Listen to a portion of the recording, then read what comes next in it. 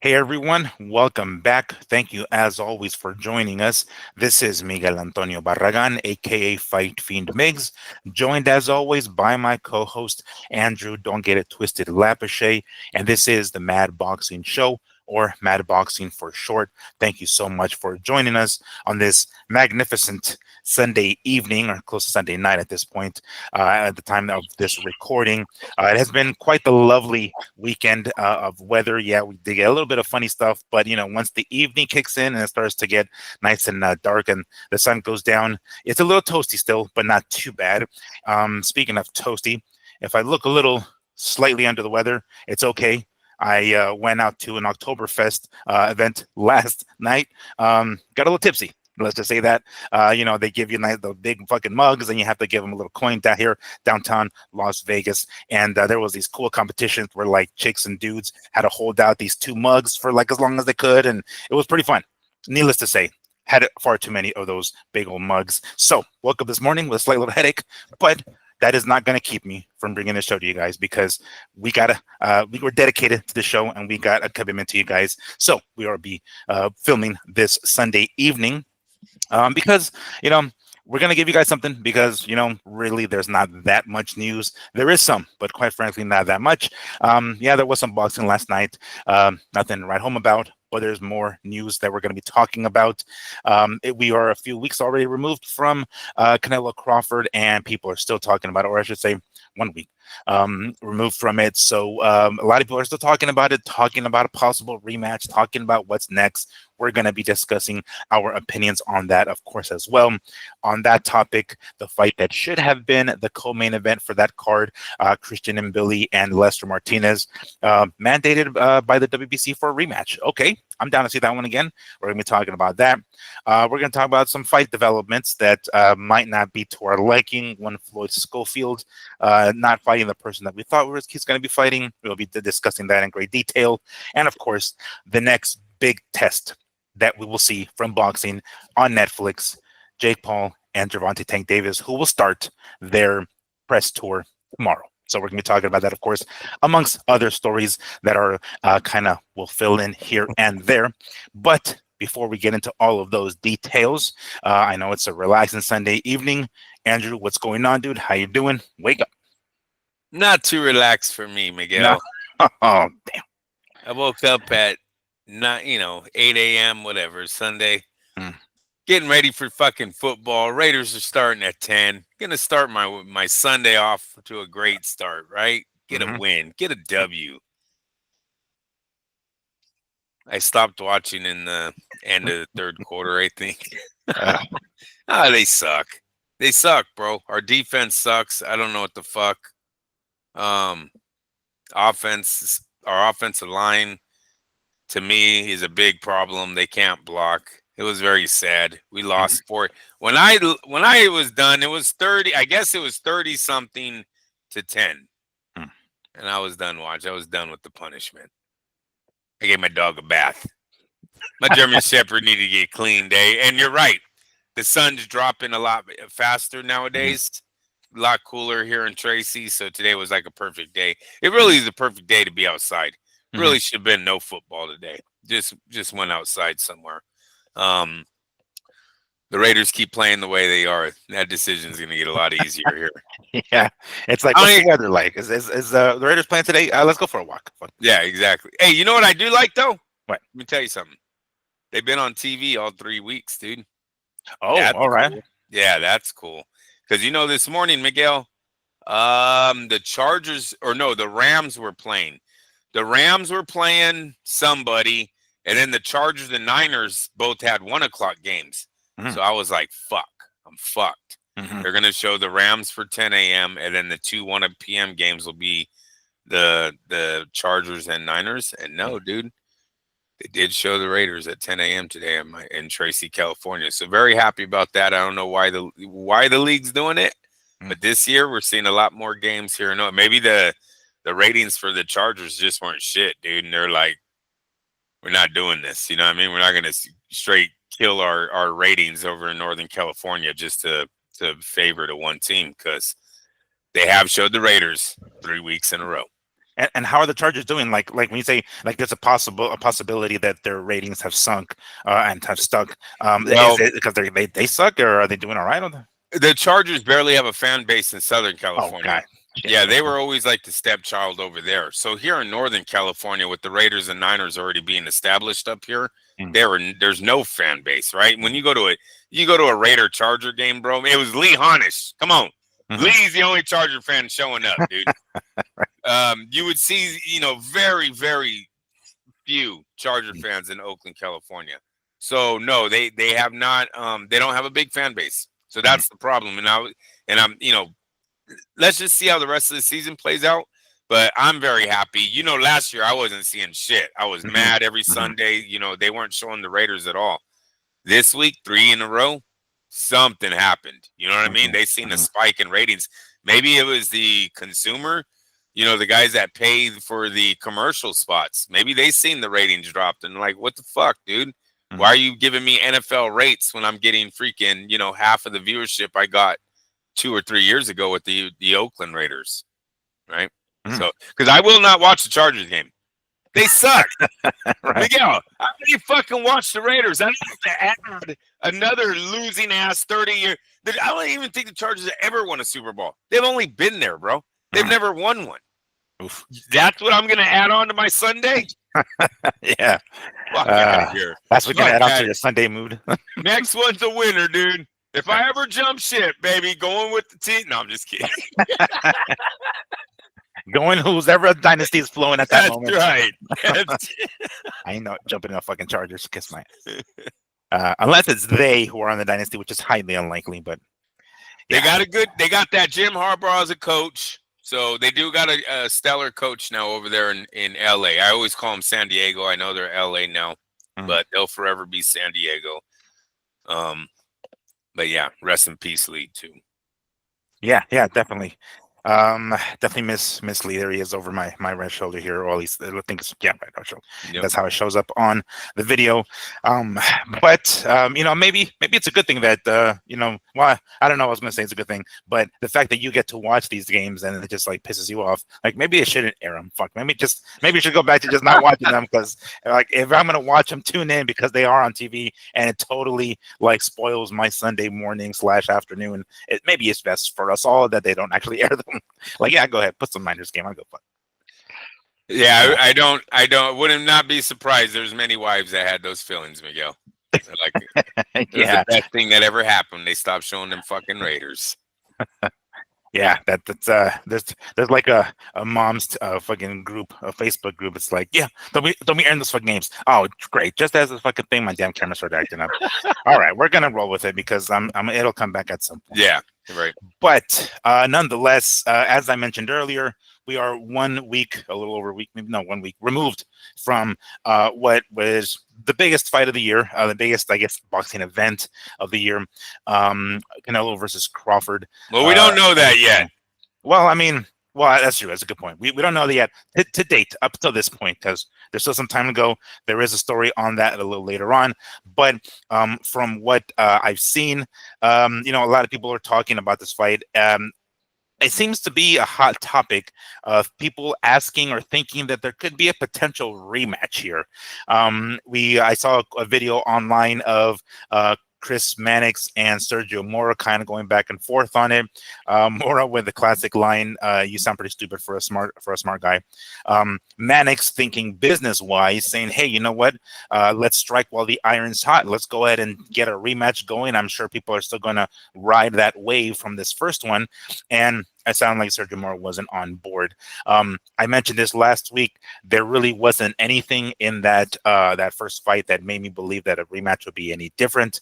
But I mean, maybe I don't know. Motivation's different. I don't know, but it doesn't seem like a rematch is number one necessary, and number two likely. It seems as though they're going to go in different directions, and maybe that's for the best.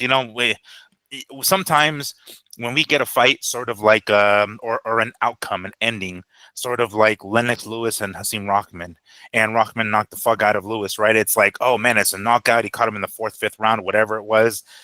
It could have been, oh shit, it's just one of those kind of things that happens. And then you see the rematch and you're like, oh shit, this is probably what should have happened the first time. sometimes that happens, but when you see a 12 round, well, again, it wasn't dominant the 12 rounds, but you see that kind of fight, especially in the second half of the fight where Crawford is just taking over. Um, Sometimes, even though it might not be the most exciting, I like those kind of fights because to some degree, in my twisted mind, that is more definitive than a knockout. You can catch somebody in a knockout. It does happen. Of course, they're talking about professional prize fighting here. But when you school somebody for a long over rounds and you really like nail the coffin, in the 12th, the 11th, 12th round, there's really no dispute, at that point. Are we just trying to get a little greedy here, Andrew? Like, do we just want a rematch because of how big the event was? Is it even really necessary? Yeah, I mean, I think when they were arguing about the rematch on Daz and DAZN, that was his argument, was about the financial side for Terrence Crawford. And that's not why we pay to watch fights. You know what I mean? We don't care about how much money he's making in the fight. Now, we just want to know if the fight is worth the rematch. And when you look at it from that point of view, no. I don't think there's a reason for a rematch. Canelo didn't even seem like he was interested in a rematch. Look, you guys got to understand, Canelo's coming into this fight with the 4-fight deal, acting like this was his last 4 fights of his career. This wasn't just a 4-fight deal, and then I'll see what I'm doing next. It seemed like this was it for him. He's already done 2 of those fights. That leaves him with 2 fights left. I know I'm going to tangle. A lot of this is going to get tangled in with each other, but we got guys coming out of retirement, that are announcing it's possible something's there. We've got a fight, press conference happening tomorrow that could possibly have Canelo tied to it. Canelo's got options. Let's just say that, right? Where I don't think he really needs a rematch with Terrence Crawford. Look, if Canelo really wanted this last 4 fights to be his final 4 in boxing, he has the perfect exit right now. He got 150 million to give his titles to Terrence Crawford, and I don't mean give as in a fix, but that's what happens, right? He gave his titles to Terrence Crawford that night, so you can say it in that way, not a fix. But he got 150 million, so he made a lot of money in one night, right? Now he has 2 fights left. You have either a warm-up fight or 2 to go goodbye fights, right? Maybe one in San Antonio. You could do one at where Jerry Jones Stadium. I think he packed Arlington. Arlington. I think he did 60,000 in there one time. And then your last fight, you could do a goodbye fight. You could do a Jake Paul fight. You could do whatever you want. But those would be his final 2 fights, and then he's out of here. Payday done. So I think he has the perfect exit right now, right? Because if he would have won, Miguel, the money only gets bigger. They're only going to ask him to come back. He's only going to come back because the money keeps getting bigger. And eventually we're going to see him on the canvas anyways. Last Saturday was probably the easiest exit for him. He got paid good amount of money, probably one of the best checks that I've seen a fighter take in a long time. And it was a 12-round decision. He didn't get cut. He didn't get put on his back, right? Just out of here. And to be honest with you, if Jake Paul beats, and I know I'm jumping around, I'm sorry, Miguel, but I got to say, if Jake Paul beats fucking Tank, I think everyone will be ready for Canelo to make him drink out of a straw. He's only going to throw one left hook, but he might only need one left hook. Right. Yes. Especially against Jake Paul, chances are one is all that's needed. That's right. That's right. To give a little more credibility to Chris Mannix's argument, recent information coming out from the Ring Magazine and their Instagram account saying 41.95 billion global impressions online and on social media in 24 hours regarding Canelo Crawford. 19.1 million potential engagements across all social media platforms. That's how much interest there was in this fight, or at least leading up to it. I've heard a lot of other media outlets initially when the fight was first announced saying, "Oh God, really? Let's pay more attention to other things and kind of thing." Like I get that what they're trying to do here, and as the time crept up, they're like, okay. Let's go ahead and start getting excited about it. I guess this is going to be the biggest thing, at least this year, or possibly. It looks like it could be with 41.95 billion global impressions in 24 hours and 19 million potential engagements on all across all social media platforms. Clearly, that was the talk of the town. The what would you call it? Like the water cooler talk at work on Monday morning kind of thing. It was one of those kinds of things. And quite frankly, our social media page, or at least our YouTube account, uh, channel, got a lot of impressions as well. Like I posted up a lot of shorts from their grand arrivals to the weigh-ins to the media workout, and it got a lot of stuff. So it's like Yeah, we just rode the wave. We're like, fuck it, we're just gonna put it on here, and sure enough, we benefited from it as well. So it's not like there wasn't interest in this fight. Clearly, it was. Does I mean, from a financial standpoint, does Chris Mannix have a point? Like, hey, yo, we should just do it. I mean, one more time, fuck it, call it a night. absolutely. On a financial side, Yeah. right? That it was too successful of a fight. Even the live gate, That what too. did they say? Yeah. 47 million they brought Hmm. in. It's Hmm. excellent number. The crowd looked fantastic. It was packed. The Allegiant Stadium finally did what I think it could do for boxing. I had been talking about this little gym out Hmm. there for a minute on Since Wilder Fury 2, I want to say right. that's how long ago we've been talking about it. Yeah, and it did it. They showed up, and they'll do it again for the right fights. I'm telling you, the boxing fans, we will show up. We have done it before. I've been out there where they packed 20,000 in the house and sold out all the ballrooms. Well, if you take away all those ballrooms and go, no, you guys just have to pay $100 and you can go watch it at Allegiant Stadium. Yeah, they'll have screens there, but you'll actually be in the fight. Fuck, I would have been there every time, Miguel. Mm. Me in my 20s, I'd have been there every time. So it's a great thing that happened. And yes, so financially, this fight could be done again, but because of age and where both fighters were going into this, I don't think it's necessary. I think a lot of the Canelo fans would know that Canelo's heart really isn't in it when he had just kind of informed everyone that the end was near, Mm. right? Yeah. We would kind of know that this one is for the money. And Canelo don't even need it like that, because I'm telling you guys right now, let him let's just wait to see what Jake Paul and Tank do.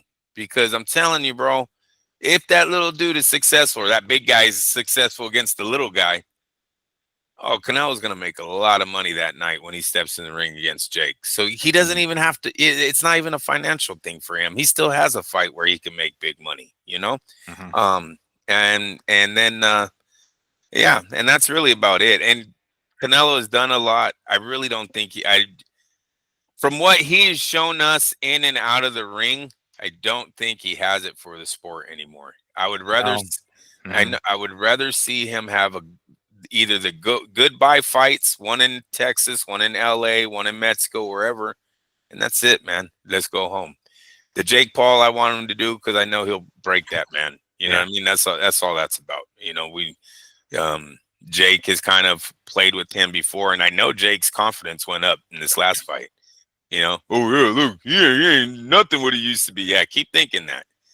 I know he's probably smarter than what he sounds Mhm. off on YouTube, but if he isn't, let him keep thinking that, and Canelo smash his ass. So that's the only little weird one I have for that. But no, I wouldn't mind seeing Canelo take two easy fights and calling it a day. He's done his Mhm. part for the sport. Yeah, Andre Ward said the same thing. He's like, "Look, he's got two more fights to go. This is it. Like, there's no real point in. I mean, obviously for the money, but again, that isn't the only option of money, and it might even be more money if he does do something with Jake Paul. So it's not like he has to go back. Really, Crawford needed Canelo more than Canelo needed Crawford in this Yep. particular instance. So even now, afterwards, yeah, granted, maybe Crawford doesn't need Canelo anymore. So it's not like he needs a rematch per se. I mean, I think he made his point very clear in the victory. And even going as far as to hear from Eddie Hearn. Eddie Hearn in a recent interview said, you know what, I don't even think Canelo wants a fucking rematch. And realistically, it didn't sound like it. It didn't really, when if you see his attitude in the ring after the fight, he seemed okay. I mean, I'm sure that fucking check made things a lot nicer, obviously, right? Yeah, granted, it was another one, another loss on his record. But I mean, after those fucking, he doesn't give a fuck about that O anymore. As long as there's more O's in that fucking bank account, I'm sure he's fine about that, So it is not to say that that's the only reason, but when you hear him talk after his loss to Bivol, he seemed like, no, I can take his punch. He was eager and kind of stubborn, wanting a rematch with Bivol. Not the case here. Nothing. He was just like, all right, yeah, that is another indication that he's on the way out. He doesn't have that fire anymore. It's we joke about it before, the silk pajamas, right? Yeah, he's done. He's done. Just 2 more fights, call it a day. And we're hearing it also from around the boxing circle. Andre Ward and Eddie Hearn saying the same thing. Hearn saying he probably doesn't even want it because it doesn't sound like he really wants it, and that doesn't seem to be something that it doesn't sound as though at least that Crawford wants it either. It seems like Crawford just wants to move on. He did what he did. Hell, maybe go down to middleweight and do something there, right? Because later on in the story here, or later on in the show, there's a couple more stories that have to do with it, but we'll get to that momentarily. But regarding Canelo Crawford, the fight, as I said earlier, that should have been the co-main event on that card, Christian Mbilli and Lester Martinez, that turned out to be a draw for, I believe, Mbilli's interim WBC super middleweight title. Turns out that the WBC is mandating a rematch. Oh shit! Okay, I'm down to see that again. That was a fun fight. Again, that probably should have been the co-main event because they got the crowd going. Man, they got the crowd going. Those dudes were throwing. I did kind of in my imaginary scorecard, I did kind of edge it a little bit for Mbilli, considering he is the champion, and oftentimes the close rounds do tend to go to the champ. So I thought he got the fight in a close, maybe 115, 113 kind of thing. But ultimately, it was a draw, and the WBC is mandating a rematch. I'm down to see it again, hopefully by the end of the year, if I'm being, maybe a little greedy. These guys took quite a punishment that night, so maybe they need a little more time to rest. I don't know, but I wouldn't blame them if the fight ends up being sometime in January even or something like that. But if I'm being, a fan here and getting my nerd on, my geek on, I would love to see these guys fight one more time before the end of the year. I'm not really sure on one particular card per se, but not a bad deal, huh? It looks like we're gonna get this fight again. Yeah, no, it's an excellent fight for the diehards. The problem is, where do you put it? When do you put it? Mm. Look, you got a Mbilli. McBilly is of African descent, Yeah. Let me see where he's at. I'll pull it up here real quick. But I think Nigerian, or maybe I'm not and sure. then you have the other young man is from Guatemala, I believe, if I'm not Hmm. mistaken. Yeah, you're right. Oh, geez. Cameroonian French. So French Cameroon. All right. That's a Is where bit. McBilly's from, Mhm. where he lives now. Well, it says that's like his nationality. So he was born in Cameroon, and I guess like he at some point All right. Well, went to I France or mean, something. Hmm. yeah, I don't want to act like he's, maybe he's from Europe, was just born in Africa. Hmm. He's from France. You're saying he's French? Cameroon French is what they're saying. French. From yeah. Okay. Well, I hope that's France. Well, Cameroon is one like it's hyphenated. So like Mexican American, African American, it's like Cameroon is Oh, there one you go. country Okay. and then French is another. So it's like half and half. So I guess ethnicity and was born in Cameroon, but I guess maybe his nationality, like he's a citizen of France or Wait. something. No. So that even leads a bigger problem. Where the fuck do we put this fight? Right? That's exactly what I was just saying. We don't even know Yeah. where this guy's from. Right? And the other Yeah. guy comes from a country that doesn't have a lot of boxing No. pedigree here in America. Hmm. Like, we don't Hmm. have a city where, like, man, there's hella Guatemalans there. Just put it there, they'll sell out. So we have a problem of marketing. I would like to see the rematch. If they do it, they got to put it on as a co-main event this time, but Yeah. under a fight that has already a good headliner, so Hmm. they get max exposure. Right? You want to get two guys that are kind of unknown. One's Cameroonian French, Hmm. and the other guy's from Guatemala. It's just not too big of background in fighting. So we need to get them the maximum exposure. Hopefully, His Excellency puts this rematch on a card that's already has a good main event. But anything else, I think, is an injustice to both fighters because they're going to give it their all. These guys literally left it in the line. Now, the first fight was fine because they did it on the biggest platform boxing's ever seen, right? Mm. Netflix. So that's fine how that fight played out. It actually did them good. You were right. Them not being the co-main event is what kind of sucked because how many, there might not have been as many people watching if it was at the co-main. So just bring it back to co-main is my biggest advice for this rematch is do not make it a main event. Nobody will watch and no one will buy tickets. Yeah, yeah. The fan base is just isn't there to that point to get them main event. So it was a pretty even fight the first time. Again, on my imaginary scorecard, I had Mbilli winning. Were you okay with the draw, or did you edge it on to either Absolutely one? knew it was going to be a draw, Yeah. bro. Ah, It just had that draw feel. You know what I'm saying? Because they were mm, going back and forth. They were trading a lot of punches. You seen the commentators weren't really leaning anywhere. It mm. just had that draw like feel. And as soon as the scorecards came out, I was like, kind of laughing. Both guys really don't have a future, right? So Suleiman's like, "Do we really want them fighting the winner tonight?" And they're like, "No, we don't want them fighting the winner." You see what the fuck they're doing in there? They're knocking each other's heads off. And they can throw a wrench and everything. Yeah, just cover a rematch. Hopefully they'll end each other. I'm just being a dick, but you know what I mean, Yeah. Miguel. Hopefully there'll be a double knockout. They both throw the same punch and they both go down for the count. The risk does not fit the reward. To rematch these two. Yeah. We can almost guarantee that the rematch is going to be equally as entertaining and rock'em sock'em. Yes. Do you think which guy do you think should be the smarter one this time around? And I'm not saying in the sense that they're not going to still throw it down because they definitely will, but just if one of them with just a little bit more defense, just one would get that edge, just a little more fucking defense, just cut the corner, stay off the ropes, just a little bit, just a touch, and they'll end up getting the decision. Which one of these guys do you think will could potentially come out with the winner in the rematch? The one that has the worst medical record. Look at the guy that they're fighting for. Mm, That's the type of fight he wanted to see, right? At least mm, that's what he was telling us. I don't know what he's yeah. saying behind closed doors, but in front, this is the type of fighting they want, right? So neither guy should change their style because they're always going to get a phone call. Mm. As long as they fight like that, I believe they will keep bringing them back because it was exciting. It's exciting boxing, right? So yeah, no, it's keep the same style.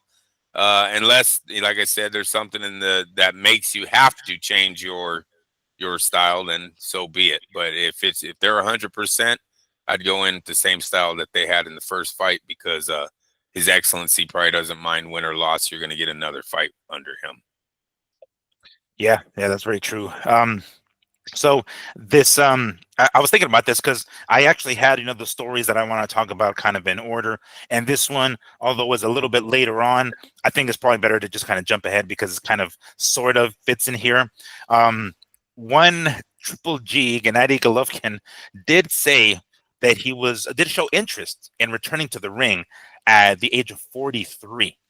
Now, again, I'm not saying they should throw him in there against either one of these fucking monsters, but I mean, he is going to be a super middleweight. I don't think he's going to go back to middleweight for as much time as he spent there. Let me go ahead and read this quick article, or a couple of not article, but paragraphs here on Boxing Scene. Golovkin, a former long-reigning middleweight champion, has not fought since his defeat to Saul Canelo Alvarez back in September of 2022. Now, at 43 years of age, many believe that the Kazakh's fighting days are behind him. But earlier in the week, Golovkin revealed to this writer that he wanted one more. All right, so maybe not a full-blown comeback title run, but just one more. After watching his fellow countrymen and women achieve their dreams at the championships, Golovkin admitted that his knuckles were starting to get the itch. So he says, this is a quote from him saying, "Yes, why not?" He replied about a question about that. "I feel my old emotions here." So clearly he's getting that itch back, right? But when that'll likely be and against who, he says, that's my secret. So clearly he already has something planned out. He's got an opponent, he's got a date even, or a time frame as to when he wants to return and against who. Not saying it's going to be necessarily, either Mbilli or Lester Martinez, but he's going to come back at super middleweight because he hasn't been that. I think this was it. was it against? It was against Canelo. He would fight at super middleweight, and I think against Derevianchenko's, where he was also super middle. So only a couple of fights at 168. But of course, at his age, dropping back down to 160 might be a little bit too difficult. So that leaves him kind of in this direction, right? I mean, we're talking about Mbilli here, and if he wants to come back and get one more shot at some sort of championship, even though it's an interim champion, he's not going to get a fight in no fucking, Terrence Crawford. I doubt they're going to give him that. But hey, here's one, right? I mean, two monsters that have his similar fighting style, right? That Mexican style, I guess, just kind of get in that phone booth and just throw down. He has that type of style, and man, I mean, granted, maybe at his age, his power is not going to be the same, right? And the ability to take a punch isn't going to be the same. But him against either one of these guys, shit, you know what? I think he beats Martinez. I mean, Triple G smart enough. I think he can beat Martinez. I don't know if he can beat Mbilli, but I just figured I'd throw that story in there because it was a little bit later on. But it just makes sense, like what if he is just like sitting back and it's like, all right, let me see who takes the winner of this one, and I'll go after that, because I mean, there aren't many other. Right off the top of my head, I'm trying to remember if there are any other interim title holders at 168. But maybe I don't know. What do you think, Andrew? He's coming back at the age of 43. It seems as though these guys have that same style. It'll be an exciting fight. Nice payday for him, I would say. Huh? Yeah, it's sort of a surprise hearing that he wants to come back. From what I remember, he was started looking on the downside of his career when he left. It wasn't like he left on top. It wasn't just the Canelo defeat that made him leave. Is what I guess what I'm trying to say. So it's kind of sad. And then hearing the whole my neck will start to itch makes me think of like a gambling addiction. Isn't that one of what they say? Oh, my hand itches. You gotta go. Yeah. Gamble or do something. Hope it's not about money, right? I hope it's not about money, right? That's what's making the itch in his hand happen. Because he's got the itch in the bank account. Yeah, exactly. That's the only reason why it's happening. Now, about Mbilli though, though it just doesn't seem like that would be the guy that's gonna wake Gennady Golovkin up at 43. It almost look, we're in a strange place right now, Miguel, where all he needs to do is have Turkey and the Prince, right? And excuse me for not knowing the man's name, but Turkey's boss. They need to make them want to fight. I don't even think it matters with the people anymore. And if you listen to Eddie Hearn, it doesn't matter. And you see His Excellency struck back at that. Him and Chris Eubank do a little video where they're talking shit to Eddie Hearn. Yeah. So that was a little snapback from Turkey to Eddie. But either way, Triple G threw that lure out there. I always talk like it's like throwing lures to see if anyone's gonna bite, right? So he threw that out there, I think, thinking, seeing if he's gonna get a phone call from Turkey Ali Sheik going, hey, we're hearing possible comeback. What do you think about you and Terrence? Because I just don't know why he would come back for anything less. He's a headliner. He's gonna, he demands probably 10 million out the gate. He's a global star. Terrence is pretty hot right now. I don't know if there's any need for a Mbilli. Now, maybe a warm-up fight. Not gonna say that's not out of the question. A warm-up fight is not Mbilli though, right? No. You don't want to do that one first. So if his comeback is because you got to we have to be real here. There's not a lot of opponents for Terrence Crawford right now. That's the tax bracket that Terrence Crawford is currently sitting in. The middleweight division isn't gonna supply him those type of checks, man. They're just not, and I think that's what McCall was talking to on DAZN, the fighter. Oh my gosh. Eubank? No, the two guys that were talking about you're stupid for being so smart. Yeah, Chris Mannix and Sergio Mora. Yeah, Maddox and Mora. Sorry, Mora. I think that's what he meant there when he said, not the middleweight division. Their time was to try to get a paycheck before Terrence went to middleweight. But Terrence is a GOAT now. It's not like they're gonna be like, man, that dude was great, but man, when he went down and beat Laura, whoa. Yeah. That shit, that boat is he went down and fucking mopped the floor with Danny Garcia. Oh shit, bro, it was on. Right. Right. So we have to look at opponents that are going to elevate Terrence Crawford's legacy. Mhm. And while Triple G might not be it might not be that guy that sets his legacy, he's a name that, at least on his resume, when you see Terrence Crawford's last few fights, Gennady Golovkin's a better name than whatever the middleweight Yeah. division's holding. Right. Especially if he finishes him like he was able to do. Because I mean, again, he's at that age now where he's not going to be able to take as much punishment as he did in his younger years. So can you imagine how crazy that'll look on Crawford's record, on his resume, to say not only did he beat Triple G, but he stopped him or he finished him? Yeah. Well, And we have to remember 43 to 38 is not that far away. yeah, that's true. You know, Yeah. we all got to keep remembering that Terrence Crawford's old as fuck doing this. You know, he's 38 years old, man. He's older than Canelo. That's crazy. Mhm. That was great. But did you see that Canelo had double the rounds in Yes. fighting? That's Yeah, yes. yeah. That's a So lot that's of what miles, we're man. That's a talking lot of about. miles. Yeah, that's what everyone's kind of pointing at. It's the mileage. So yeah. Terrence Crawford, Triple G, definitely on the table. If I'm Crawford, I'd be talking to Turkey about that, if he's interested in that fight. I've seen more boxing guys talking about the Floyd Mayweather showdown than actually anyone in the industry. That's kind of upsetting to me. I thought they would at least kick the tires on that with Floyd just to see where Floyd was at. I did see that Terrence and Floyd did some training together for this fight. I don't know if you caught that, but there was a video out there where Terrence did some mitt work with Floyd. So I Mhm. don't know how good of friends they are. I don't know anything about their relationship. If maybe that's why it's off the table. Is if if you knew the guys, like, sorry, well, I don't know the guys. Um, but I'm a little upset that those tires weren't kicked. I thought Terrence Crawford at least deserved the conversation. You know what I'm Mhm. saying? Like, why not? You know, like I said, Manny's down there making some noise in the welterweight. I mean, I'm just saying, Floyd, this is like why many consider Manny better than you. I mean, even at this age, he's still.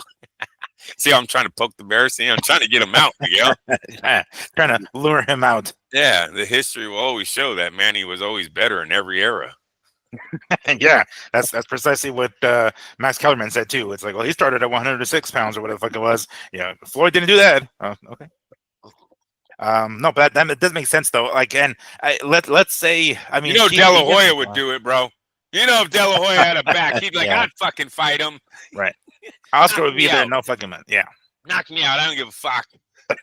if it means the fucking cash rolls in, you That's can right. you can lay my ass out. I'll walk out of the stretcher. I'll get a lot of this stretch out there in a gurney. I don't give a fuck.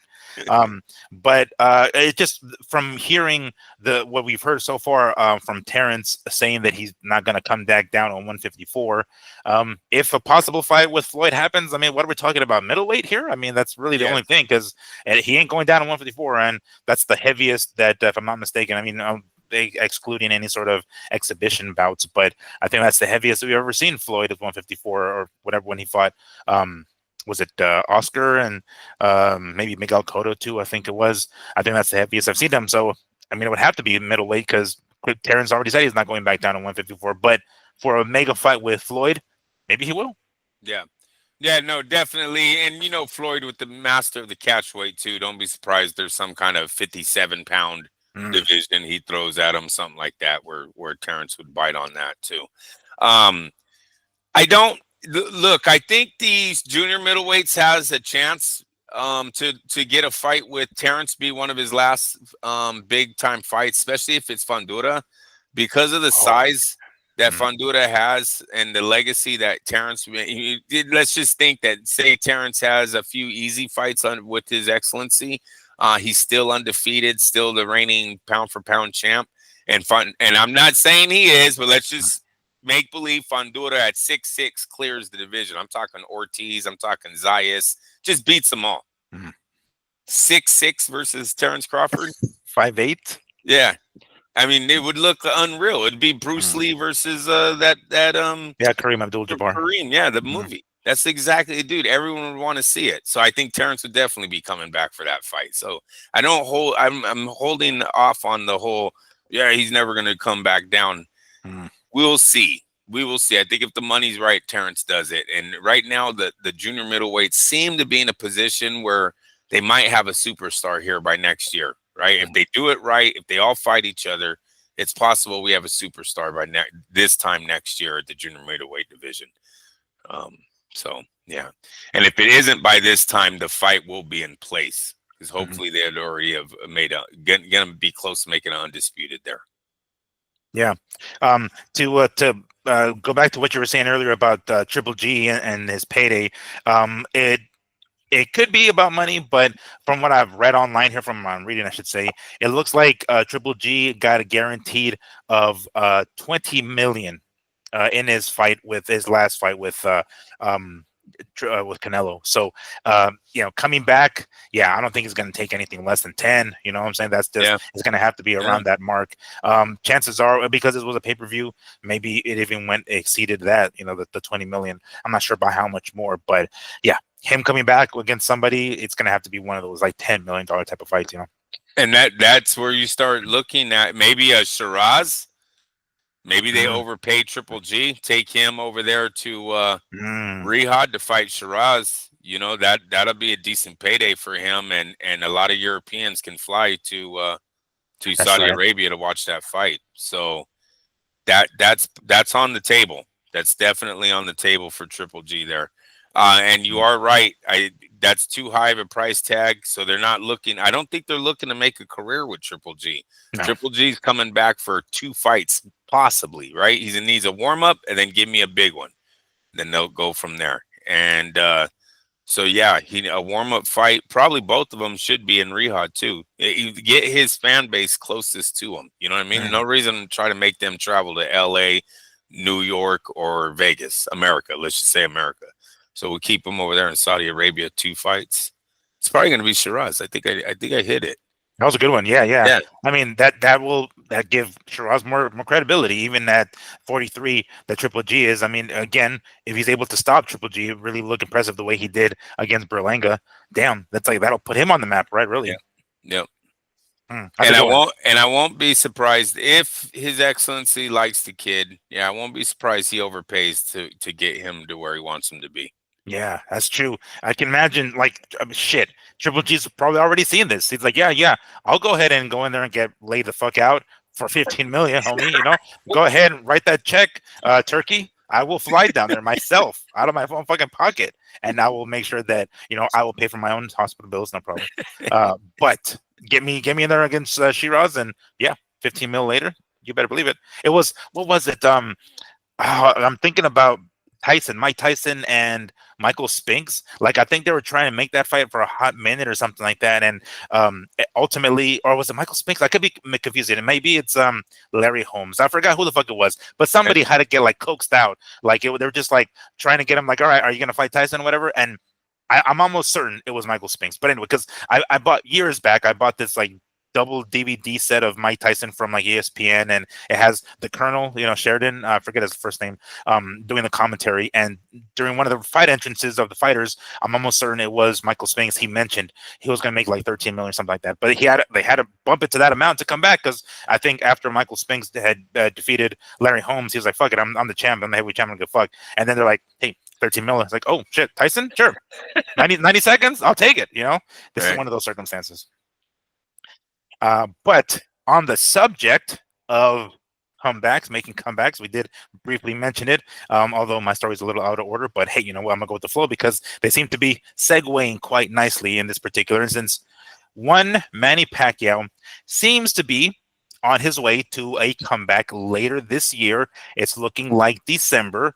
We did say, I think a few weeks ago, we did see a report that had what was it, Lamont Roach Jr. and Pitbull Cruz possibly fighting as a co-main event somewhere. We think as a fight, and we said it. Fuck it. You know what? Hey Al, if you're listening, put it as a co-main event with Manny Pacquiao's next fight, which is going to take place in December because supposedly Pitbull Cruz and Lamont Roach is going to be in December as well. Well, is from the inner talkings, the inner circles of boxing, and people talking, it seems as though the loudest name that is being mentioned out here is Rolly Romero. Now, we did mention There's a very good chance that this is going to happen. We talked about it even back when Romero defeated Ryan Garcia back in May earlier this year. So we've thought about it even back then. I'm going to take a look at this quick little Instagram post here. Rumor. Again, this is simply a rumor because there's no definitive thing, but it's looking like what from people are saying. It's going to be rolling. Manny Pacquiao could return to the ring in December at a PBC pay-per-view, and the name that rings louder as a rival is none other than the WBA welterweight champion, Rolly Romero. And that's what it's looking like now. Seems likely, right? I mean, I don't know. We've kind of got the impression that Manny wasn't really interested in a Mario Barrios rematch. As of right now, there's no word on what the possible rematch of Floyd. Not yet, at least. There's been kind of talks about it, but as of right now, it looks like his next fight is going to be against Rolly, current champion, right? WBA welterweight, and a live underdog. I mean, yeah, it's Rolly is Rolly. We all expected him to get totally fucking smashed by Ryan Garcia, and it did not turn out that way. He surprised the fuck out of a lot of us. I suspect he's going to give a better performance than Mario Barrios. Quite frankly, we can almost anticipate he's going to do something. But I'm damn it. It's just we can't discount Manny. We just can't discredit him like here. It's like, fuck, this is going after all the champs. It's like, yeah, maybe not the most dangerous guy in the weight class, but he's a belt holder. He proved us wrong before. Rolly, I'm talking about. And Manny says, all right, I want that guy. He went after one champion. He wasn't able to get it done, unfortunately, on the scorecards, at least, although by many accounts he did beat Mario Barrios. But, technically in the record books, he didn't get it. He went after the WBC champ. Now he's going after the WBA champ and Rolly Romero. Got to give Manny a lot of credit here. To go back to what you were saying, Andrew, this is why Manny's a lot better than Floyd. But anyway, go ahead. What do you think about this? Rolly Romero, okay? Yeah, look, it's a good fight for Pacquiao. I feel bad for Romero. What I wanted to say is what happened. What's going on with Garcia? Look, the last interview Garcia did, he was talking bad about Golden Boy again. And he was talking about only having one fight left with them, and I think he's moving on, right? Is he going to decline a rematch even though it's on contract that he has to do a rematch clause? And then rematch Raleigh later? Like, this is going to be real weird for Ryan because this is now your second fight that you should have rematched and you're not. Haney, we're not going to get a ending to that one. Haney might be finished by time they're ready to do a rematch. I'm not sure he's getting past Brian Norman. And if Haney loses to Brian Norman in any type of fashion that he lost to Ryan Garcia to, everyone's going to write him off because, that's two big fights with 7 knockdowns, 8 knockdowns. I forgot how many times Ryan knocked him down. You double that with Brian Norman. And it's not a good look for Haney going into a rematch with Ryan Garcia. No one's going to give a shit about. So that fight might already be off the table. And now you have Rolly Romero here that beat you in a fucking upset of upsets, and you're not going to follow up on that because you have some beef with your fucking promoter? Are you kidding me right now? You're going to let Manny just gobble up that title?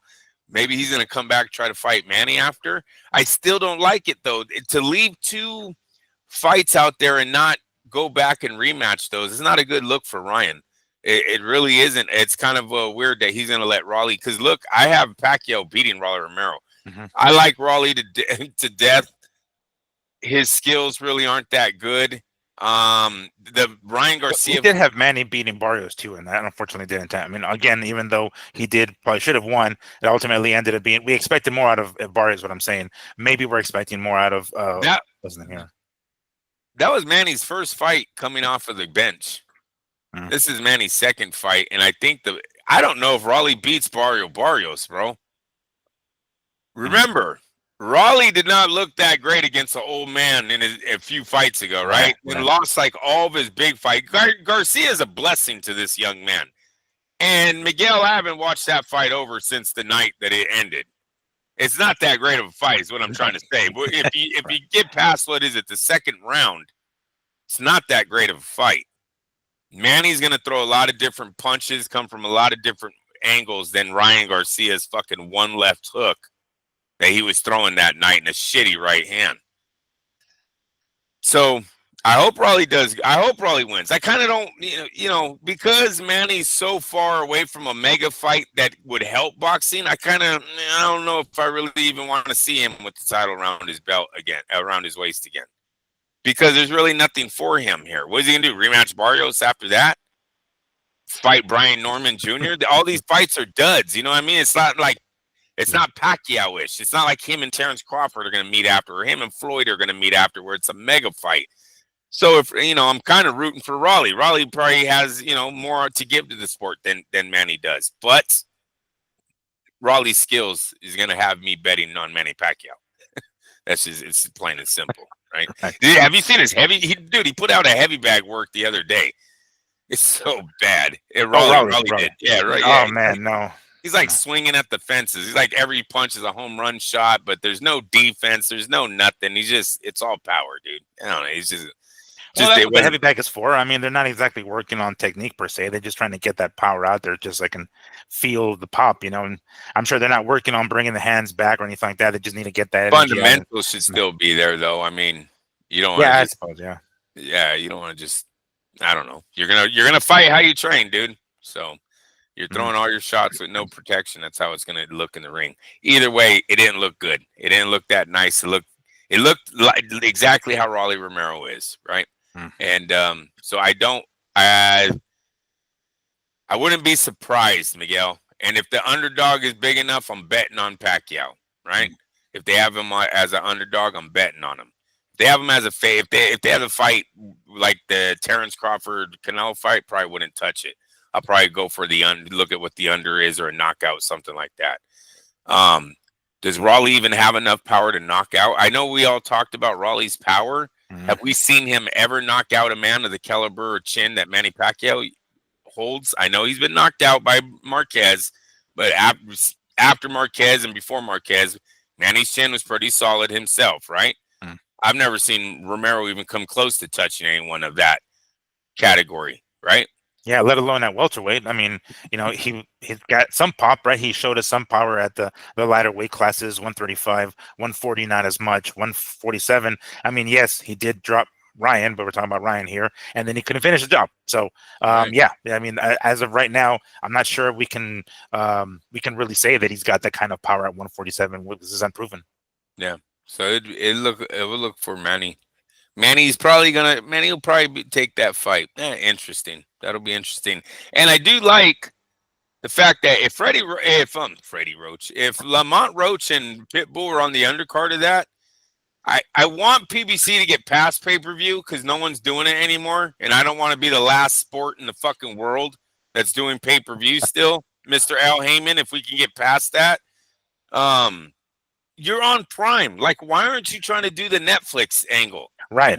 Considering how many people have Prime, the same thing. And how many people are actually interested, Miguel? Yeah. It's actually nice when your sporting event gets 41 million, 70-something million, 101 million homes tuning in and watching it. That's actually cool, Al. Then when you have to hide pay-per-view numbers or lie about pay-per-view numbers and tell us, oh, yeah, 65,000 people. I didn't get it. How can 65,000 pay-per-view buys be more than 41 million homes watching on Netflix? There's no way. The math ain't adding. He's got to get away from pay-per-view. He just has to. And if Amazon Prime doesn't want to do it on their platform, how are they making money off pay-per-view? Yeah. You would think that the whole pay-per-view thing is all L. So what I'm trying to say is if Amazon doesn't want it, they're like, look, we're not looking to give you guys any guaranteed money. You can do your own pay-per-view thing. Then why wouldn't you just walk over to Netflix and go, hey, we see you guys are putting on fights. You guys interested in this pay-per-view card that I'm putting together, and see if they want to buy it just for that night. It's an excellent card. Dude, you put Roach and Cruz as the co-main event to the Raleigh Pacquiao. That's an excellent card, man. Because I'm old, I'm 45. It's worth the $89. But I'd rather see it on fucking stream. I'd rather get into what we're doing today, and that looks like streaming now. Yeah, and if we're gonna get, and we'll talk about it here momentarily, if we're gonna get Gervonta on Netflix, Oh, how is that gonna, how are they gonna there work you that out? go. Clearly, there's the connection right there. Yep.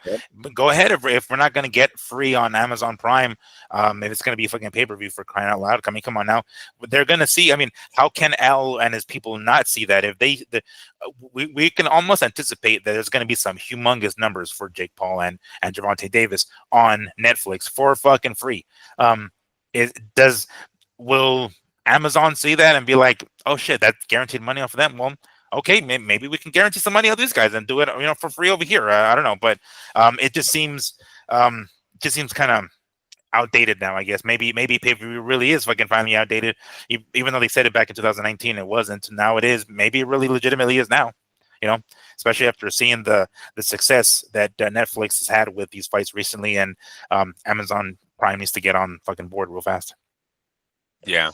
Yeah, because Miguel, we haven't really had a solid pay-per-view number since Garcia and Tank. I think Spence Crawford got 600, 700K, That's something what I like that. I mean, mean, though. that's pretty significant, no?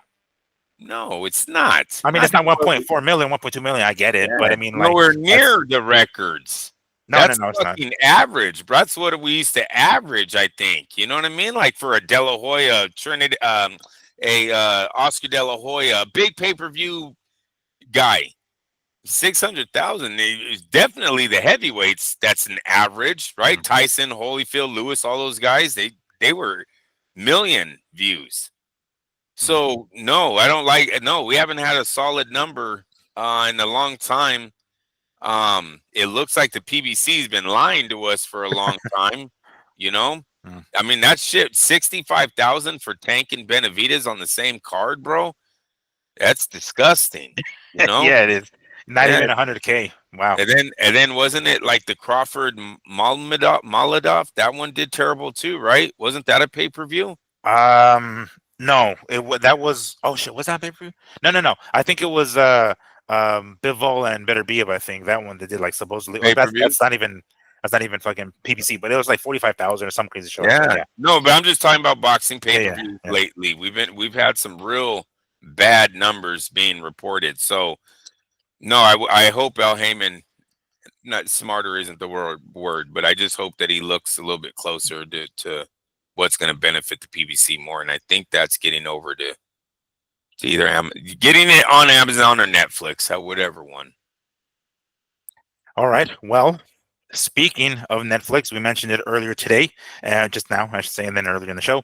Um, it looks like, we'll start off last week. We reported what we read online about Jake Paul and Gervonta Davis having to move locations because the athletic commission or the people in charge there, whatever sports board of Atlanta, Georgia, or Georgia, the state of Georgia, wasn't going to greenlight the fight. Basically, they saw the disparity in weight and said, no, we're not going to allow this shit.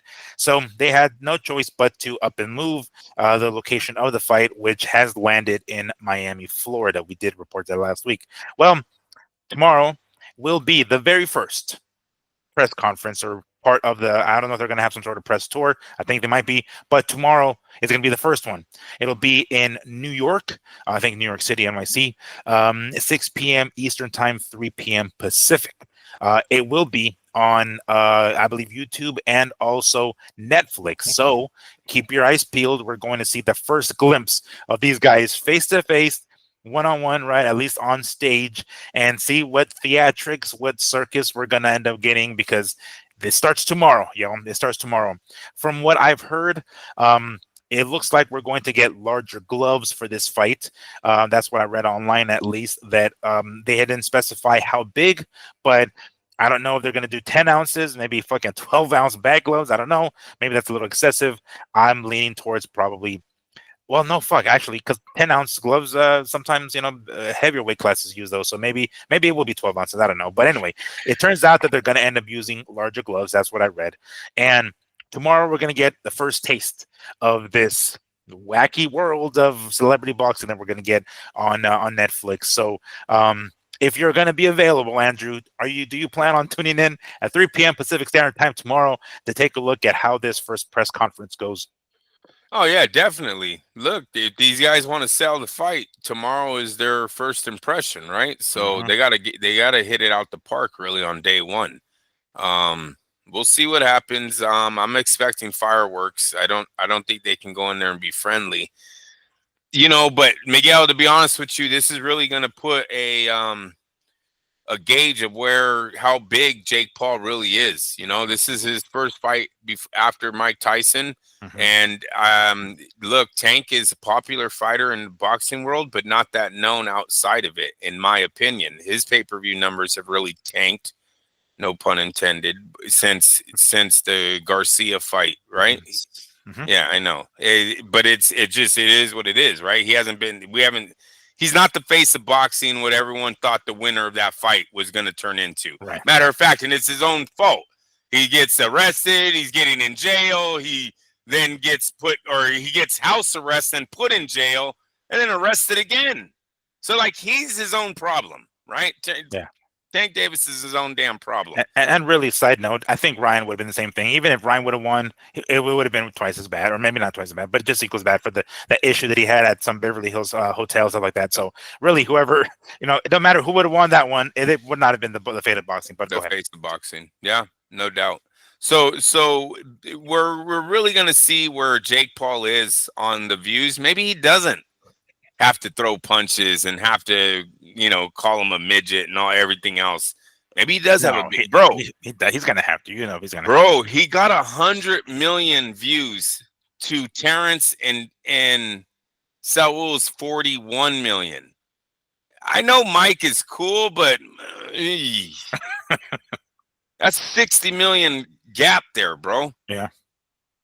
So if he comes in again and drops one of those numbers again, like I know he's just doing exhibition fights, you guys, but he's still putting on boxing gloves. He's still, putting boxing under the spotlight, and he's doing it at numbers nobody else is doing it at. We gotta wait until this one's over with. Hmm. I'm just saying, he drops another 80 million or so. If he tops Canelo and Crawford, it's gonna suck. But dude, there's a new face. It Yeah. sucks, and that's why That's why I'm looking for someone in the boxing world to smash this kid. Like That's why you guys are gonna see me pushing for the fight, especially if he gets past Tank. And what if he does? And look, I only say it's legit, you guys, because I have Tank on a higher pedestal than Paul. See, I think Paul is a civilian. I think he's a regular guy. He's a YouTuber. Mhm. He's fixing fights and making deals and making money. Don't go getting sued now. But once he gets to that level, Tyson Fury, Hmm. Tommy Fury kind of proved my point, right? Hmm. He fought the first boxer he fought, he takes an L. Fuck him. I was happy right there. But then he comes back and he fights Tyson, he fights Chavez, right? And he's getting his little win back, thinks he's all tight. Now he fights Tank. He's got a big weight advantage on Tank. I do think they're going to throw down. And I believe Tank can still drop this kid because he is a boxing champion. He is a fighter. Hmm. This dude's knuckles are built different than Paul's. They just are. His punches are different. His accuracy is different. Like he just needs to land one on that fucking chin and mean it. Not go in there and try to fucking make a check, but go in there and throw a punch and mean it. I think he hurts Paul. I don't give a fuck Yeah. that there's No. 80 pounds in Dude, between.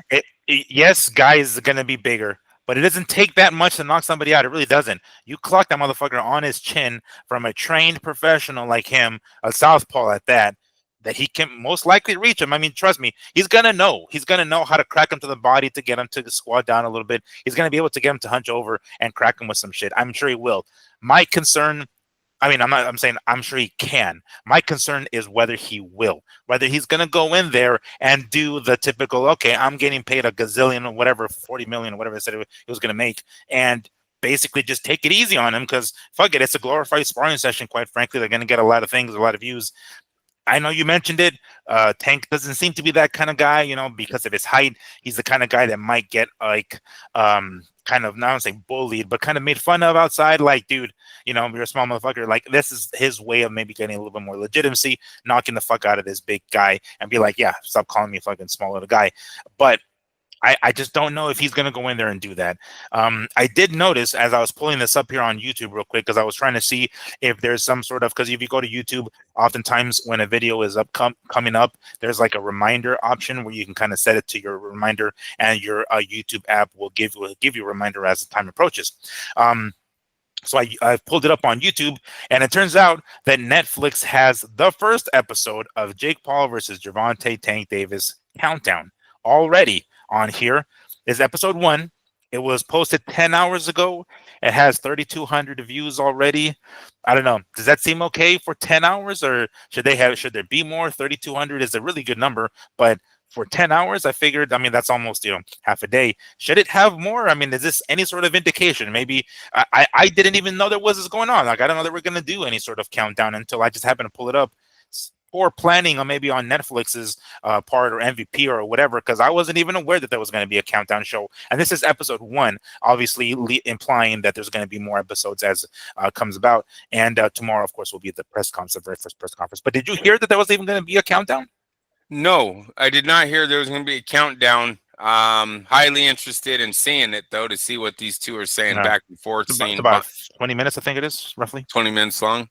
Yeah, no, it's not bad. That's not bad. I like that Netflix is doing that. You are right, though. They're not doing a good job of promoting that they're doing it. I didn't know that it was out there.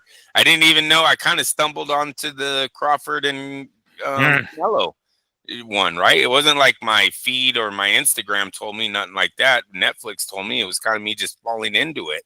So, yeah, they should do a better job of getting that out there. And I got to say, we go to Netflix every day. I think we're watching a TV show on Netflix where I seen the Crawford Canelo fight being promoted, right? Where it said, that was happening, but I didn't see anything about 24/7s. Maybe they want to put that when you first open Netflix. Excuse me. Maybe that should run across the screen real fast. Jake Paul, Tank Davis 24/7 showing. So, yeah, no, but very interested in that. Yeah, they're trying to make it look pretty legitimate, like, putting in the work and whatnot. And I know that, you said a few moments ago, it's we don't really consider Jake Paul that kind of guy, like that kind of legitimate boxer, but he puts on gloves, he goes in there, right, and he throws down, he trains, and that's what people tune in to watch. They don't tune in necessarily to watch a celebrity boxing, even though that's pretty much what it is. They're going in there thinking they were going to watch him, and yes, this is going to be I don't know, was categorized as an exhibition, but it's an exhibition that's going to get its own 24/7, its own countdown.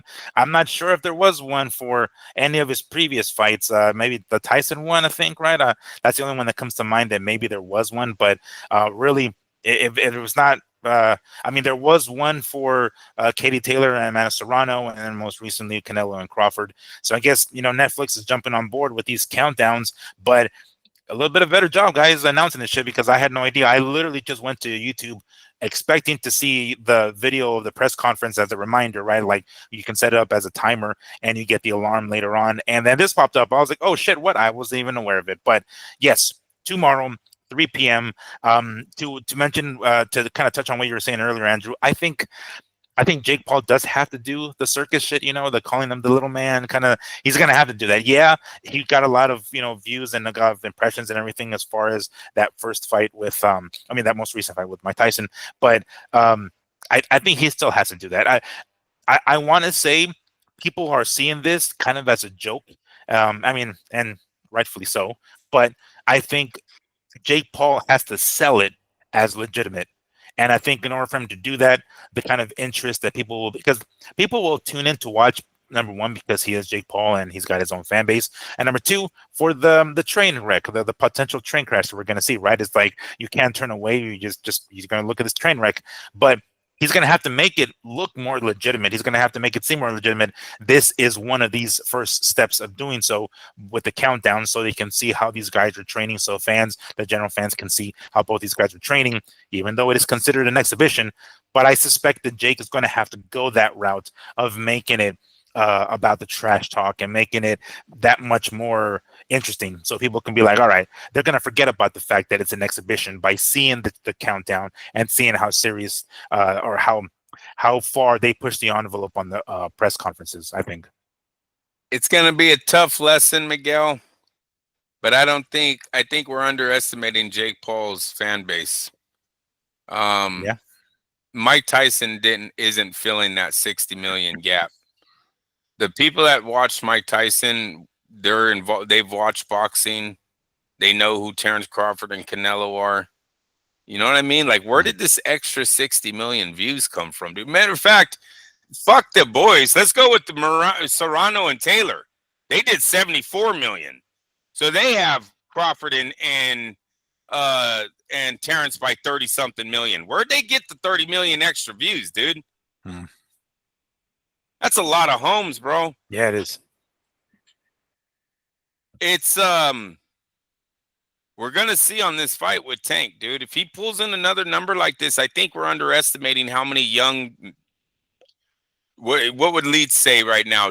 18 to 35-year-old men are actually watching Jake Paul, following Jake Paul, have all of his platforms. I don't have any of that. I don't follow him.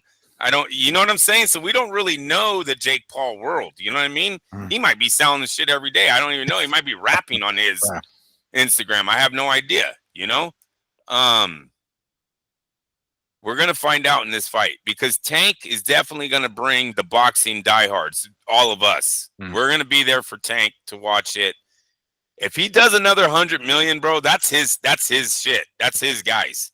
Those are his fans. Those aren't old Mike Tyson retirees coming back out of the retirement home to watch Jake Paul's next fight. Those are Jake Paul fans that we did not have. Those are YouTube. I don't want to say white kids in suburban areas, but you know, it's the Jake Paul crowd, bro. Yes, yes. You know It's what the I people mean? who It's saw him on like the Disney Channel when he was YouTube, younger. yeah, the YouTube thing. That's a fan base we didn't have before. Mm. So very interested in these numbers.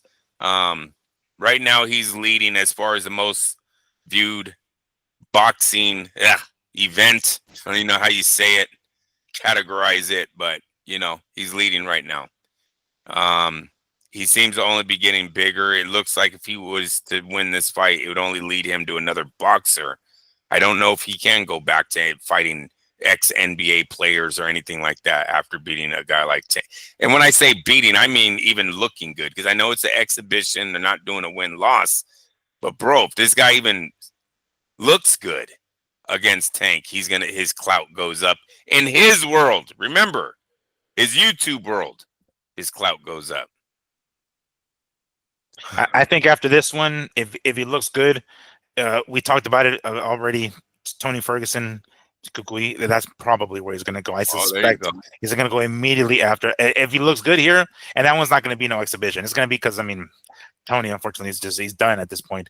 But that, and then naturally, a smaller guy fighting at 155 pounds is where he fought in the UFC. So yeah, that's just putting that out there. You know, let's remember this show here on the 21st of September.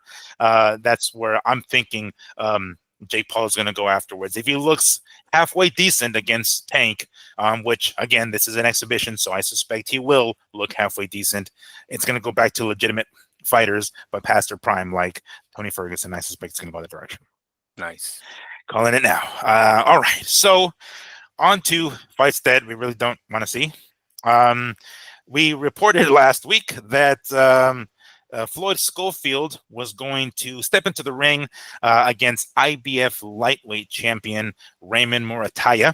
Morataya was the interim IBF champ, and it was expected that he was going to step in the ring with Lomachenko before Lomachenko called it a career and retired, making Morataya full IBF champ. So after Schofield's ass whooping of one Tevin Farmer, we were like, okay, fuck yeah, he's going to go in there against a champ, go after a champ, two young dudes, undefeated, going in there, and they're going to throw down for a title.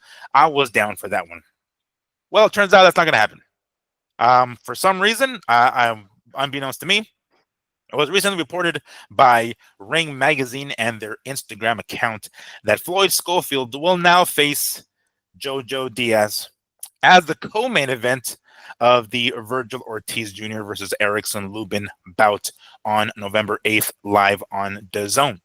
So I was like, man, when I saw this, I'm like, really? And when you see it announced officially on the Ring Magazine Instagram account, that's legit, right? It's done. It's a done deal. It's signed. I'm gonna read this quick little. I like to go to this one particular website called badlefthook.com, and they have some pretty funny articles. Sometimes I'm gonna read a couple of paragraphs here. Schofield's roller coaster year has seen him miss out on a shot at Shakur Stevenson due to last-minute illness, demolish veteran Tevin Farmer in June, and then initiate negotiations for a potential title shot against IBF titleist Raymond Murataya. That last one appears to have fallen through, leaving Golden Boy Promotions to cobble together and a frankly unethical mismatch versus Jojo Diaz. Jojo, a former Olympian and super featherweight titleist, plagued by a laundry list of extracurricular issues, is 2-7 in his last 9 fights. He put on a decent scrap against thoroughly fried Regis Prograis in August, but has dropped a number of decisions against opponents who could charitably be described as mediocre. So, unfortunately, this fight is going to go down. It's going to take the spot of a co-main event. Definitely not one I really wanted to see. To echo and I guess to echo what Andrew has said many times already before, we're over Jojo Diaz at this point. We're done wanting to see him. We don't want to see him anymore. We've seen the punishment he's taken in his career, and he's been on the unfortunate side of a couple of decisions, but he made it. He became champion. As a matter of fact, I think he beat Tevin Farmer, of all people. And when he fought against Regis Prograis, it was, if I'm not mistaken, a little over 140 pounds. It was like 142, which technically classifies him as a welterweight. Turns out he's going to drop back down to 135 for this one. I don't remember the last time he did fight at 135, but he moved up to 140, and now when he had fought Regis. But apparently for this enticing of a fight for him, is willing to go back down to 135 pounds lightweight to take on Floyd Schofield. So we go from a great fight, and I would say it would have been a great fight, Murataya and Schofield, 2 young undefeated guys for a championship for Murataya's title, to this, which kind of really dampens the things. Kind of sucks, huh, Andrew? I mean, we were going from a great fight to this one, not exactly a good consolation prize by any stretch. Yeah, no. No.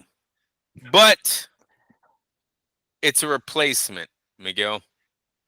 And with that, I got to say it's a decent replacement for Schofield. For them to go from the champion to a former champion who might be dangerous in this situation, because Schofield is younger, right? He's still got a little inexperience in him. He's green. Maybe, just maybe Diaz can pull off something here.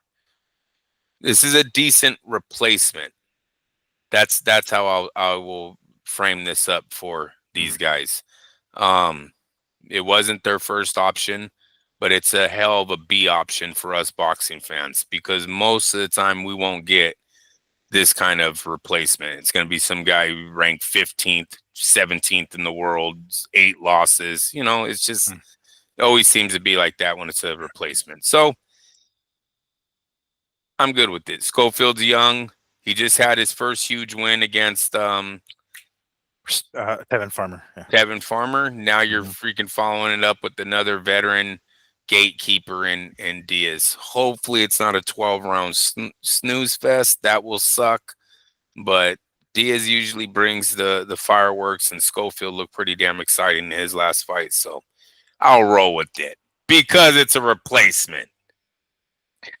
It just seems like a downgrade. If, let's say, for the sake of argument, if they didn't announce that we were going to get Schofield and Murataya, if that was not announced at all, and it's like they throw him in there, I think I would have a different attitude and be like, oh, okay, putting him up against another veteran who can take shots, who can give him rounds. All right, I think I'd be down for that. Like another veteran, a former champion, for even though it's a previous weight class. I think had the fight of Murataya not been on the table at all, I would have been more on board with this one. But we go from that to like, okay, he's not gonna fight for a belt. He's gonna fight this dude who's 2-9 and or 2-7 in his last 9 fights. It's like, oh, what the fuck? That just seems Is that really like his that's not really record? well in his last 9 fights, 2-7. Damn. Yeah, that's bad. You know what I'm Wow. saying? Like even again, if they had not mentioned the Muay Thai at all and just went straight to this, I'd be like, oh, all right, you know, he looked pretty good against Is Regis. I is think I'm just he is he 2 out of 3 in his last 3 fights at least? let me pull that up here real quick. I'll give you Is an he answer. 2 out of 4? Fuck, Miguel, you made that sound so bad. 2 out of 7. Oh my gosh. Uh, Would someone please drop the phone on Diaz, man? all right, let me see. He won a fight back in June, and then June of this year. The previous win before that was July of 2023. Wow. So it's been And he didn't have that many fights, by the way, like one a year kind of thing. So it wasn't like there were too many. still it But doesn't matter. yeah, Yeah. Yeah, all right. Schofield's got to just take him out. He's got to basically do the same thing, have the same performance he did against Tevin Farmer, make it look impressive. But that is not that great of a record. You know, at some Yeah. point, the losing has to trump the one time you won a title, Yeah. right? And 2-7 in your last 9 fights is a terrible record. Yeah, it really is. And I was looking at some of his, previous fights, and yeah, it's just it looked bad. He probably. I mean, I don't think he's gonna get done the way Tevin Farmer did. At least, we didn't expect Tevin Farmer to do it to get done that way either. But I don't think he's gonna be able to do this against Jojo. But if he does, I'm talking about Schofield. If Schofield is able to do this against Jojo, that'd be pretty impressive. That would be pretty impressive. Yeah. Two guys like that back to back who ironically have fought one another.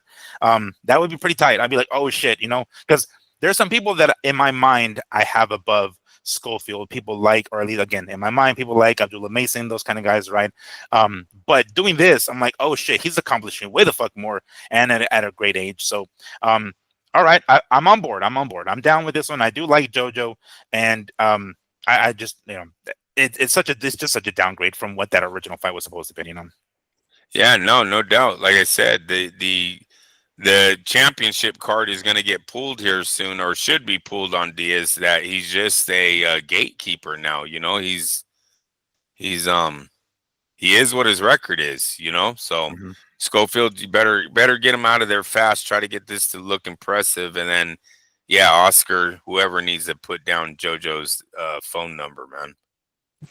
Take him off speed dial. Yes, he will accept the fight. We get it. Yeah, right. Precisely. It's His like, family's like, every time he loses, his family's like, all right, well, that's probably it. He's done, right? Yeah, he's got to be done. That's like 7 losses. All right, yeah. Ding. That better not be that cokehead. That fucking. hey, Diaz, it's me, Oscar. yeah. Hey, Jojo. Hey, Jojo. How you doing? How's your mom doing? And do you think Oscar calls him like at 3 a.m? Probably has his girlfriend in the background. She's over there, like, what I mean? I know it's a train There's like wreck. loud music in the background. It's a train wreck when Oscar calls, bro. He doesn't know. He's like, so Jojo, I'm up here in Fantasy Springs, promoting this fucking Fundora fight, this fucking Gabriela Fundora and Luis Colazo fight from this last weekend. And like, were you there? Did you go? Promoting this fucking fight. He's all, Jojo, it's me, Oscar. He's like, what are you doing? It's 3 a.m. I'm hitting the golf balls back over the backyard fence, back into the golf area. Like, yo, what the fuck? What do you want, Oscar? I got to fight for you. It's like, oh gosh, if I say yes, can you just let me go back to sleep? Yeah, definitely. Okay, cool. Yeah, I'll take it. Like, yeah, it's just on the contract. I'll fill in the rest later. All right, cool. That's got to be a story. If anyone has an Oscar De La Hoya 3 a.m. call, could you please? I don't want to see a sparring match. I want to hear about De La Hoya's coke fucking filled phone calls at 3 a.m. Eh? Yeah, I know the future. I got the future for you. Yeah. Well, while he's on the phone, like, Jojo. So I just went to the psychic, bro. There's this guy who's telling me that I think I got to fight for you, homie. I think we can do it. Let's make it happen. Just don't tell your mom, because she's gonna try to convince you not to do it. Just stay with her, please. She's gonna try to convince you, sway you away from it. Don't do it, please, Jojo. Don't do it. Let's just go ahead and make this decision between you and I, okay? Nobody else. Oh my. Okay. Well, because it was relatively slow news week, that pretty much does it. That's pretty much going to wrap it up for us. It is later at night now on Sunday, of course. Hey, But wait, I got to put another rumor out there. oh, You please, didn't please do put out so. there. So after reporting, and I don't know if it's true, you guys, but it's It's on the just a internet. rumor. Yeah. So after reporting that Dana White had lost $25 million in the casino, did you hear he put $10 million on Canelo this weekend? I did hear that. Oh, you He did is. hear that? Yeah, well, you sent it to me. You sent it to me on the. Oh, I think he's on. It might have been Facebook, but I oh, saw that. okay. I did previously see it, but then I saw you send it to me, so I'm like, all right, I know you for sure saw it. When Yeah. is enough, dude?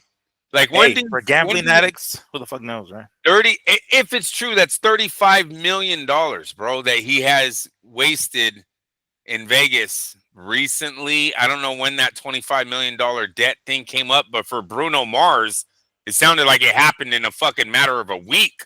Mm-hmm. If you ever heard the story on Bruno Mars, there's like a guy on the internet was like, I was there the day he did it. Like, what the fuck? That Yeah, 50 the million in MGM, one right? He day? owes the MGM, I think it is, or something like Yeah. that. Yeah, But it was like one night, you know what I mean? It was like, what? One day of him gambling? So I don't know when Dana White, I mean, if he's doing $10 million bets, it ain't hard to get a $35 million debt in a casino then, right? And I know that some of the videos online have him betting $1 million hands. So maybe he did that recently. There's some issues going on. Something's wrong with Dana, though. Dana's losing a lot of money right now. At the fights, he did not look happy. Look, I'm seeing reports about there was an upset in the UFC that's what he was watching. He was getting all frustrated what was going on. Was there an upset in the main event of the UFC? I didn't see the odds, but basically, I think the guy that they thought was going to win didn't. All right. In the main event in particular, I don't remember if they're referring to anything on the undercard per se. But and again, I didn't see the odds, but the guy who just fought for the featherweight title and lost is made a comeback, right? This most recent fight against a dude that was coming up, and he beat the guy that was coming up. So I think maybe that's what it was. I mean, it's something I could think of. So he had that come out, and I know this one's come out before, but I like to bring it up because of the situation that we're in with the TKO company right now that's trying to change boxing. Did you see the post where it said Canelo Alvarez that night made more money than the whole UFC roster this year? Mm-hmm. Yeah. We got to keep bringing that up, bro. Like, you guys really want us to change this, and I know it's not every fighter, Miguel. I know that Right. in boxing there might be a guy who's making $50, and where in the UFC at least they have some money going to everyone. And I get that standpoint, but do we want to take from the top that much away just so we can give something to some guy fighting in fucking Philadelphia in some fucking gym, right? Or a fighter from there who's not from the elite level or put in as much work as the men that sit on top, like a Canelo who's warranting $150 fucking million for 36 minutes of fight time. We really want to take that away from us? We got no, yeah, no. And I'm not even making a dime. I'm talking for you guys. You know what I mean? Like, yes, it sucks to be on the bottom, but I want to try to make it to the top and beat Canelo. I want to be De La Hoya. I want to be Mike Tyson. Like, the fighters should be gauging to be that guy, not no. But not everybody's gonna make it. That's the thing. Like that there's only gonna be one out of however fucking many. It's like one of those like pyramid schemes. It's like, all right, well, this person's only gonna be up here. Everybody beneath him ain't gonna get jack shit. So that's what you're saying earlier. It's like, we get it. It's just spread out amongst more people, but sucks for that the guy at the top who could have been making 100 however fucking many more than everybody else. Than the whole roster, bro. Yeah, all year. I think that's a whole, like, up until this day. Yeah. Yeah, no, don't change whatever we have going on. It looks like it's doing pretty good right now. And for the record, the articles that I've read about the attempt to change the Ali Act has been, from what I've read, They want to change it so they can run it that way simultaneously to how everybody else is running boxing already. So we talked about it before. Oh, Golden good. Boy is going to continue doing it, right? Matchroom, everybody's going to continue doing the way they do it with these fucking humongous contracts and stuff like that, right? So that's going to be running. They're not trying to stop that per se, although low key, I think they are. I think they're waiting for them to kind of like die out, and then theirs will be in place while everybody else dies out. If it ever does, that's just my thinking. But the way they made it seem, at least, and of course they're going to make it seem that way, so it doesn't seem like it's such a threat, right? They are going to try to run it simultaneously. It's like, no, no, y'all do your thing, do 150 million, whatever. We're doing our thing over here. All we're doing is trying to change this to allow us to do it this way, which is Because it'll a be door, a foot in the door. because it'll be greed that allows them to take over. Yeah. You see, if we allow this change to happen where they're like, no, no, it's just our company. You guys go ahead and be you guys. What's going to happen there then is they're going to be able to outbid for the young fighters coming out of the Olympics, right? Mm-hmm. Because guys that are doing their self-promoting, taking money out of their own bank, like De La Hoya, Eddie Hearn, these guys that bring their own funds, they're going to be like, dude, I can't give you, 75,000 or whatever the Mm-hmm. little, right? So that's how they think Right. they're going to start taking, and then their stable will get better, and eventually the other guys will get weeded out. Yeah, that's exactly. They're going to try to outlast them because this is the long road, right? This is the long plan. This is not some sort of like, let's fix it right here, or quote unquote, fix it in a year. They're talking 5, 10 years or whatever the fuck it is down the line, right? Like if we're still here 10 years from now, we're going to be talking about how things go. But we talked about it before. As long, maybe the plan is to outlast Golden Boy and They said they want Matchroom to and stuff like that. roster 200 men. Did you hear Yeah, that? I did see that. Yeah, yeah, yeah. So they're gonna outbid the younger dudes, but I suspect we might get what's going on with Top Rank.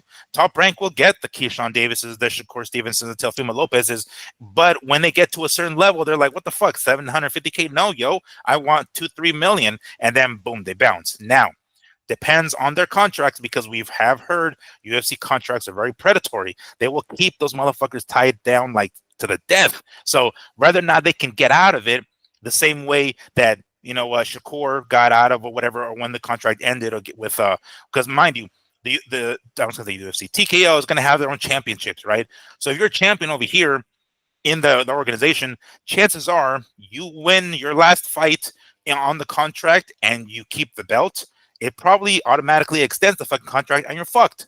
That doesn't happen any other way. It's not like Shakur, kept his WBO belt and he had to stick with Top Rank. He booked it, right? The contract was done and he was out there and off to Matchroom he goes. I don't know if they can do that with TKO and Zuffa Boxing or whatever, but it seems that's the direction they're going to go. It's going to be these little small steps that we're like, hold on.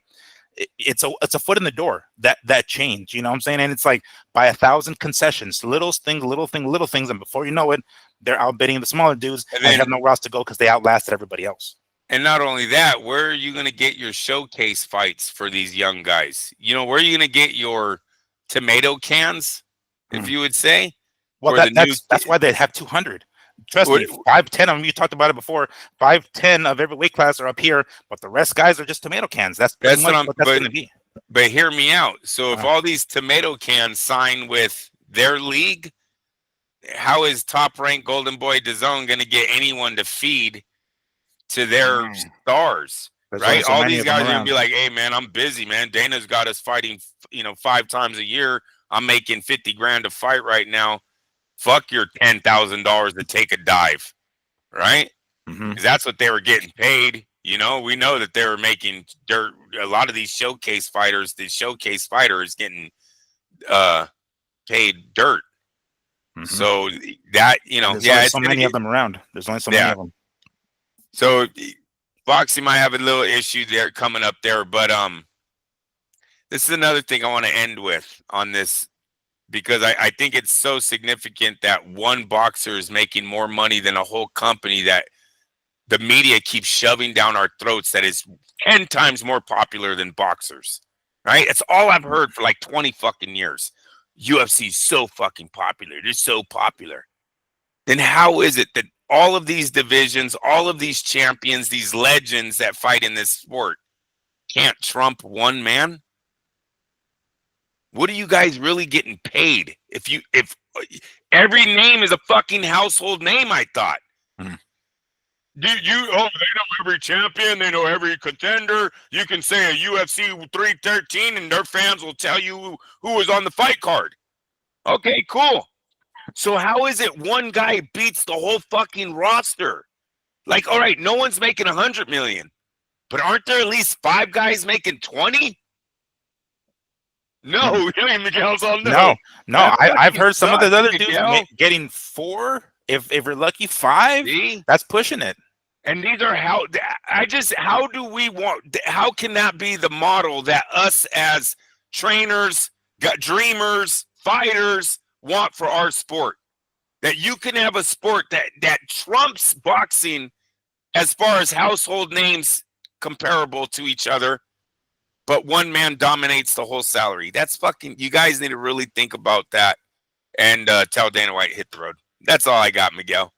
That's my UFC stick for the day. And he lost 10 million. Did Canelo do it on purpose? Yeah. He's Hey, like, hold on. What? Dana White is what doing it? Betting on? Okay. Boxing's always bigger, Dana. That's how you hopped on board, homie. All right. Well, that is going to call it for tonight. I don't think there's some interesting boxing coming up. There's like UFC, FYI. Any UFC weighs in. Fundura won. Oh yeah, Gabriela Fundura. Yeah, Gabriela Fundura won. I thought she was fighting a man. That was pretty scary. Hey, she looked more like a girl at the weigh-ins. But man, that last press conference, I was like, "The fuck are we doing here, DAZN? I thought we weren't doing the guys versus girl thing, man." Hat off to the challenger, right? She hit the mark on the costume. Hey, do you think they're getting Fundura's Gabriel Fundura's height right? It says she's like 5'9". Like I'm 5'9", dude. That girl looks huge. Like I've seen her on stage. I'm like, there's no fucking way that chick is fucking 5'9". She looks like I would be looking up there at like 5'11" or some shit. Yeah. Who knows? I don't know. I haven't seen her in person. You know what I mean? To really gauge what, because you're right. I'm like 5'9", 5'10" also myself. So if as long as I could get next to her, then I would be like, no, they're hella lying about how tall she is. But we know women fighters are smaller, right? So maybe she just looks taller because she's fighting 5'5" girls, you know? You know what I mean? So it could be something like that going on. That was interesting. Glad she won. See what happens there.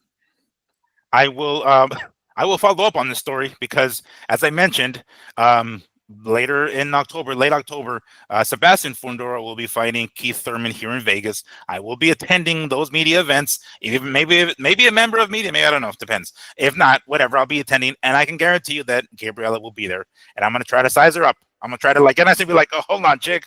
Hey, Miguel, if you get close enough, you gotta tell her, "Hey, I'm 5'9". Yeah. Just look at her, go. I'm 5'9". What's going on? Math ain't mathing here, girl. For real. It's like, come here real quick. I mean, we're about to find it. We're about to settle the score right now, yo. And I'm gonna make a short out of it, and it's gonna be on the fucking thing because I could have sworn I'm average, yo, as far as height goes, 5'9", but homegirl looks fucking huge on TV on the stage. So. Do you think there should be a height limit in boxing? That's what I was asked from my mother-in-law. She watched it on the or no, we just talked about it during the text. But she said height limit. She didn't like how tall or she looked than her opponent. What do you think, Miguel? No, absolutely not. Because there aren't that many. There are far too few. There are too few. Thank you. At the end of the day, there are too few that are that exception. That's what I tried telling her, right? These two siblings are a little alienish. You know what I mean? They freaking, we've never really seen this before. They're making weight. I said, if you want to try to bring the same day weigh-ins, that's something that people argue all the time. Maybe put that on the board to stop the disadvantage. But yeah, no, they're siblings and they're a little freaky, and not in that way. No, Diddy. Hey, what happened to Diddy? I thought Diddy was gonna get a sentence here.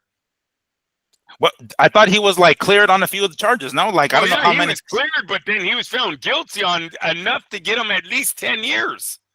They were saying he was. Yeah, they were saying he's looking at a decade, but then Story just went What, away. what did they find him guilty on? Like single-handedly keeping Johnson and Um, Johnson alive? What the fuck? Still transporting. He was Oh, still doing something sexually wrong. Yeah, I don't know but he wasn't doing like the big crimes. You know what I mean? hmm. They let him go on all those. But yeah, just weird. Yeah, I said no Diddy, and I was like, wait a minute, wasn't he supposed to be sentenced already? Damn, he's kind of went under the radar. You know what I Yeah, mean? right. I It he just got shows how released. You quickly. don't even know it, eh? I know, right? This was probably already, chilling in his fucking house. They're like, yeah, I'm on house arrest, whatever. Don't give a Yeah. fuck. I'm on his house arrest in his mansion. All right. Well, we want to thank you once more for joining us. And again, great appreciation for our subscriber count that slowly but surely is climbing. So please hit that like button, hit that subscribe button, talk about it. We always want to hear your guys' opinions. And once Fundora Thurman comes around a little over a month from now, you can expect some more footage from there.